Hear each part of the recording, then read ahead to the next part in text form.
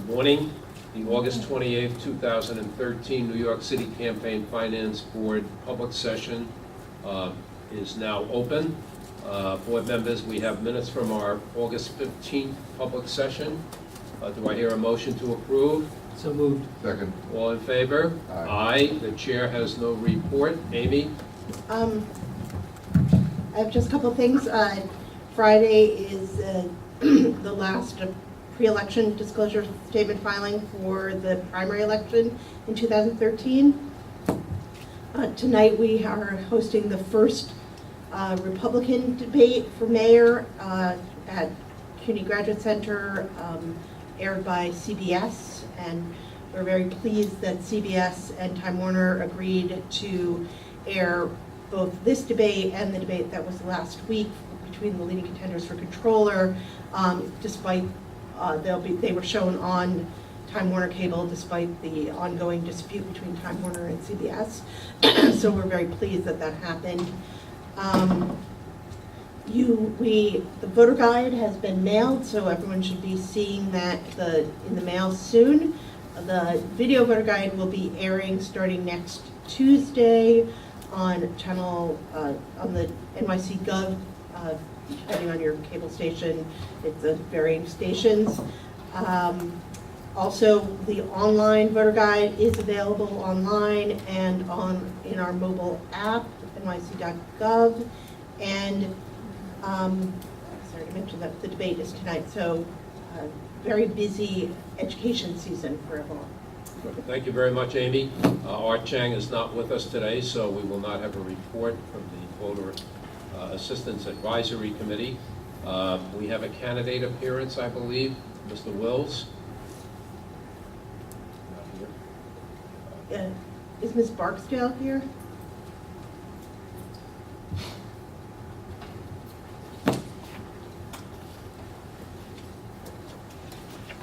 Good morning, everybody. Good morning, welcome. Thank you. Good morning. Good morning, welcome. If you could please introduce yourselves for the record, thank you. My name is Alicia Barksdale. I'm the 7th District candidate, one of many, and this is my campaign manager. My name is Hillary Saunders, campaign manager for Lisa Fort Thompson campaign. Great, welcome. Thank you very much for coming. Amy will explain the procedure. Okay, so the board, what happens when someone files what we call a 5028 petition challenging a board's payment decision from August 15th. So basically we give you an opportunity to present your case, and the board will go into executive session and discuss this and other matters, and then come back into public session. Okay, thank you so much. Thank you for the opportunity, and good morning to everybody. Can you just speak into the microphone, please? Yeah. Thank you. Thank you. I requested hearing to resolve what I feel wasn't a fair decision for my campaign to receive matching funds. We submitted the paperwork, we submitted it, and we resubmitted, wondering why it's not going through or why it wasn't approved. My team's been working very hard to stay in compliance with the Campaign Finance Board, making sure that everything was submitted correctly. Being a novice at this, I'm pretty sure my liaison has the highest volumes of calls from me daily. The auditor's request for corrections of contribution cards and/or affirmation letters was sent back to the committee, and some of them I feel wasn't reviewed, even though we did submit it. We just learned about the Google Doc Drive a couple of months ago, so we put things into there. And if we didn't send it, we wouldn't get a response if it wasn't done properly, or to resubmit it. My question is, are the auditors handwriting experts? Because it just seems like all the handwriting, M7s or M6, were the questions of the bulk of the returns. Some of them that I did get affirmation for, I have 3 or 4 sheets of papers of affirmations for the same thing, and this handwriting is the same.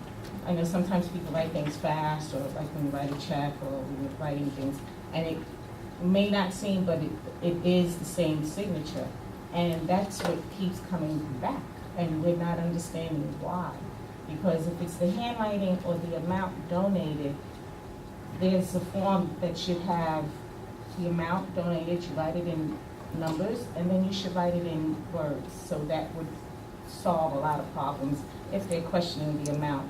If the handwriting doesn't write the printing in the base of the donation form or in the amount made, how can you be a judge of that if you're not a handwriting expert?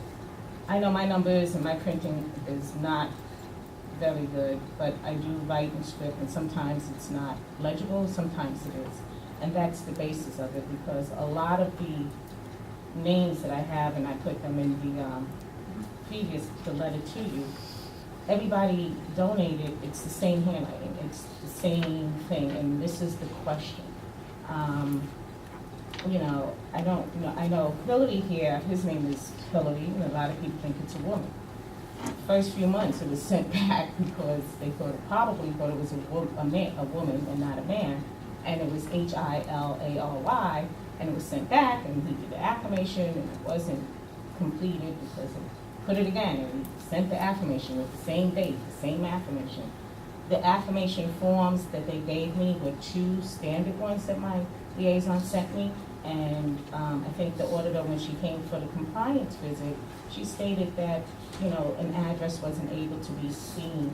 And I didn't see on the compliance forms, there was one for check, cash, money order, and then there was one for if an attorney donated money.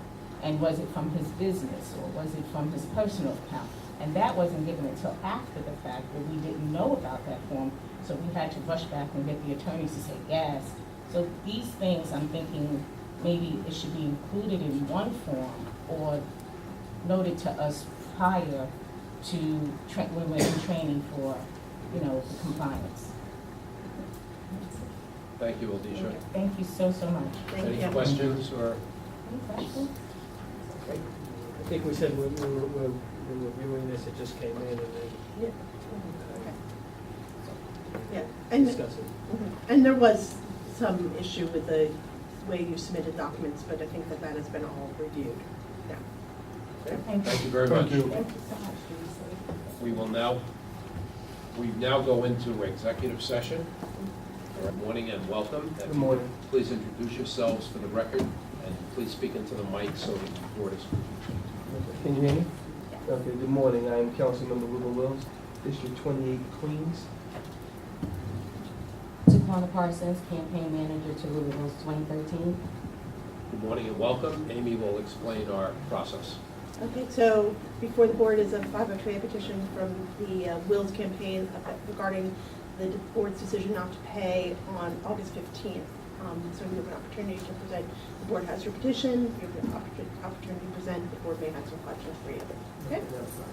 So I am here on behalf of myself and campaign Ruben Wills 2013. The staff of the New York City Campaign Finance Board has recommended that my campaign not receive any public matching funds this year due to open audits from 2009, 2010B, and 2011. None of my campaigns have ever been fined or issued any violations that have been voted on by this board. We were truly shocked when we were told that we would not be getting matching funds based on open audits, because we were specifically told by counsel to the CFB that open audits would not affect this year's public matching funds as long as there was no final determination by this board. No final determination has been made, and yet we have been penalized. According to the standards set by the CFB, I am in a competitive race. One of my opponents has received 100% matching funds, has begun to trash my name and reputation in the community with disgusting negative mailers that is being paid for by money that she received from CFB. Another one of my opponents is breaking the law and not filing expenditures appropriately. He too has given out thousands of pieces of negative literature disparaging my name and character. Yet the New York City Campaign Finance Board has handicapped my ability to defend my record to my constituents. In March, had Ms. Persky told us that open audits would affect our 2013 matching funds instead of instructing us to the exact opposite, we would have different fundraising and operational plans. Black candidates cannot raise the same money as fast as other candidates because we represent districts that are not as well off. The decision to not give us funds because the CFB is reviewing previous years should not be enough to thwart democracy in my community. This decision violates the spirit of the Constitution of innocent until proven guilty. My campaign should not suffer because the CFB staff thinks that we may have done something wrong, but has yet to prove anything. We have, however, proven time and time again in the course of various orders that we were able to justify and explain our spending. I am the only candidate that I believe in the city of New York that has run in 2009, 2010, and 2011. We believe that there has been ample time to address the issues that the staff feels are outstanding, given the fact that in 2010B and 2011, I probably had the only CFB or one of the only CFB monitored races. I am here personally to implore the board and the staff to not tamper with the electoral process in Southeast Queens any further. My campaign staff, past and present, has done all that they can at this point. The fairness of an election in the community that I have lived all my life and have served is in your hands. I should be given every opportunity to run my campaign to the best of my ability, as my opponents are, without being crippled by the CFB. I thank you for your time and consideration. God bless you.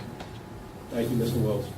Any questions or comments? I just want to make sure I understand the conversation when you said, you were told that open audits would not affect your, when was that and who was with, I just like that, as much detail about that as possible. We were in the process of dealing with the 2009 audit, and we were trying to speed the process up. And Ms. Persky said that unless there's a final determination made, we printed out the email and handed it in without petition. Unless there was a final determination by the board, 2013 public matching funds would not be affected. That conversation was also had with our attorney of record, Mr. Marty Connor, at the time, and they said to not worry about it unless there was a final determination, unless there was a fine or a violation issue. It should not affect 2013 disbursements. And that was in, I want to say around March 28th, March 29th this year. Any other questions from members of the board? Comments? Okay, I'm now going to entertain a vote to go into executive session. Second. All in favor? Aye, and we return after executive Thank session. Thank you very much. Thank you for the Mr. opportunity. Lewis. Thank you. We are now back in public session, and the first item now in this second session is a vote on dismissing complaints. Amy? The staff recommends that the board dismiss a complaint made by Elizabeth Halprin against the 2013 campaign of Corey Johnson. So moved. Second. All in favor? Aye. The staff is recommending that the board dismiss a complaint made by the campaign of Iger Overman against the 2013 campaign of Ari Kagan.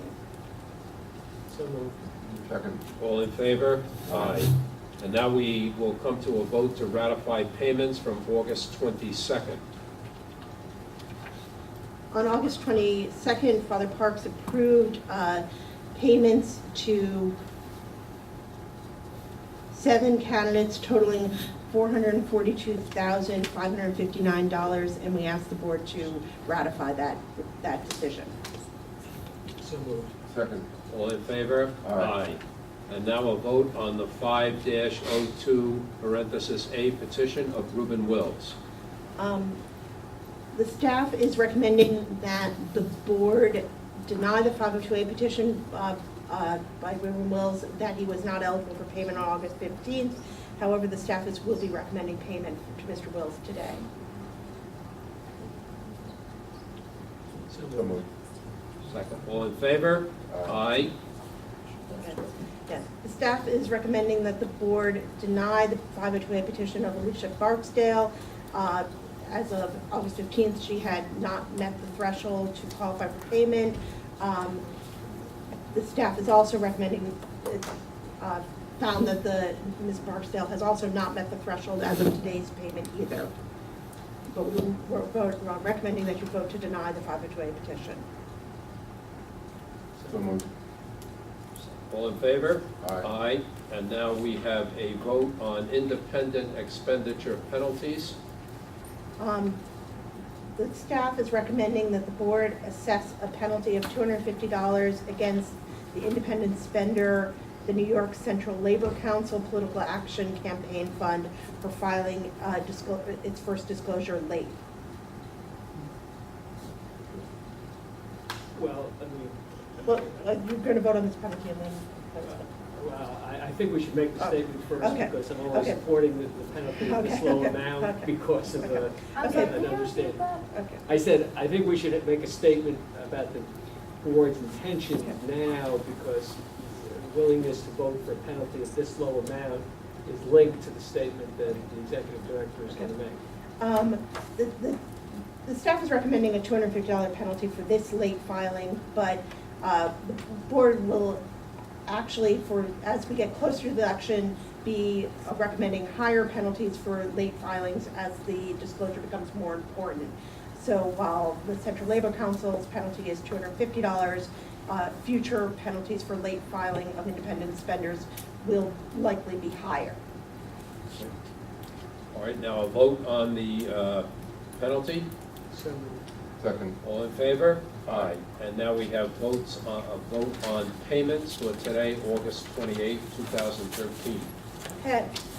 For the office of mayor, Bill de Blasio, $27,654. Joseph Loda, $41,638. William Thompson, $85,984. Anthony Weiner, $4,774, for total for the office of mayor, $160,050. For the office of public advocate, Letitia James, $27,195. Rajma Sajani, $67,733. Daniel Squadron, $23,170, for total payments of $118,098. For the office of controller, Scott Stringer, $24,510.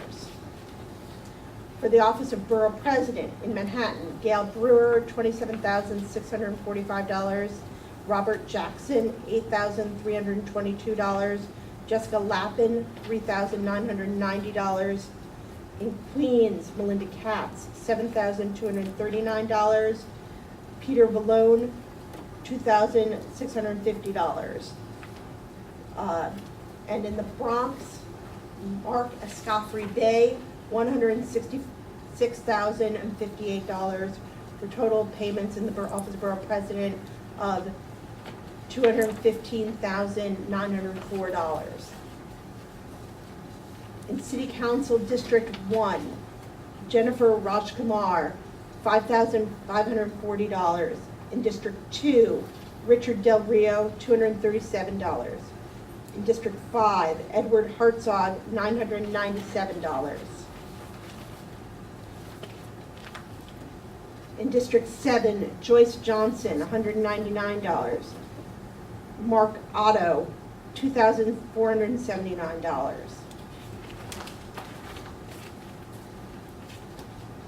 In District 8, Edward Santos, $1,767. In District 10, Udanis Rodriguez, $78,650. In District 12, Kamala Johnson, $1,111. In District 15, Raquel Batista, $84,588. And Joel Rivera, $59,579. In District 16, Vanessa Gibson, $4,104. In District 6, also in District 16, Nayabet Mohammed, $3,443. In District 17, Maria Arroyo, $33,658. And Julio Pabon, $798.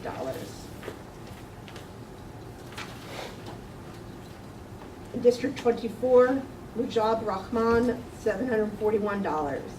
In District 27, Gregory Mays, $30,723. Clyde Vanell, $2,143. In District 28, Reuben Wills, $74,413. In District 34, Humberto Soto, $1,567. In District 36, Conrad Tillard, $45,429. In District 37, Heriberto Mateo, $8,635. In District 42, Christopher Banks, $3,790. Inez Barron, $3,705. In District 42, again, also in District 42, John Whitehead, $1,083.